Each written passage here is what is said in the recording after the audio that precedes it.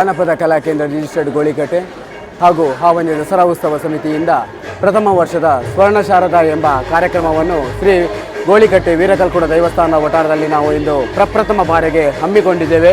ಈ ಸ್ವರ್ಣ ಶಾರದಾ ಕಾರ್ಯಕ್ರಮ ಸ್ವರ್ಣಾಟಕದ ಶಾರದೋತ್ಸವ ಕಾರ್ಯಕ್ರಮವಾಗಿದೆ.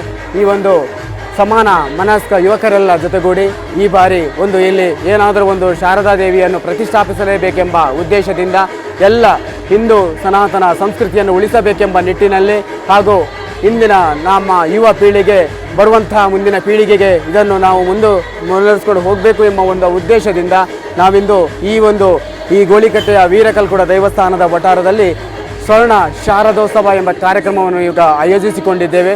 ಎಲ್ಲ ಸಮಾನ ಮನಸ್ಕರು ಜಾತಿ ಮತ ಭೇದವೆನ್ನದೆ ಎಲ್ಲ ಮನಸ್ಕರು ಒಂದೂಡಿ ಈ ಒಂದು ಕಾರ್ಯಕ್ರಮವನ್ನು ಹಮ್ಮಿಕೊಂಡಿದ್ದೇವೆ. ಪರವೂರ ಗಣ್ಯರ ಎಲ್ಲ ಸಹಕಾರ ನಮಗೆ ಈ ಕಾರ್ಯಕ್ರಮಕ್ಕೆ ಲಭಿಸಿದೆ.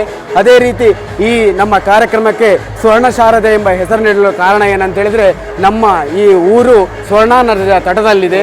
ಅಲ್ಲಿಯ ಈ ಶಾರದೋತ್ಸವ ಕಾರ್ಯಕ್ರಮವನ್ನು ಮಾಡುವುದರಿಂದ ನಾವು ಸ್ವರ್ಣ ಶಾರದೆ ಎಂಬ ಹೆಸರಿನಿಂದ ಕರೀತಾ ಇದ್ದೇವೆ. ಎಲ್ಲ ಕಾರ್ಯಕ್ರಮಗಳಿಗೆ ಬಹಳಷ್ಟು ಭಕ್ತರು ಬಹಳಷ್ಟು ರೀತಿಯಲ್ಲಿ ನಮಗೆ ಸಹಕಾರ ಮಾಡಿದ್ದಾರೆ. ಇನ್ನು ಮುಂದೆಯೂ ಕೂಡ ಸಹಕಾರ ಮಾಡುವಂತಹ ಭರವಸೆಯನ್ನು ನೀಡಿದ್ದಾರೆ.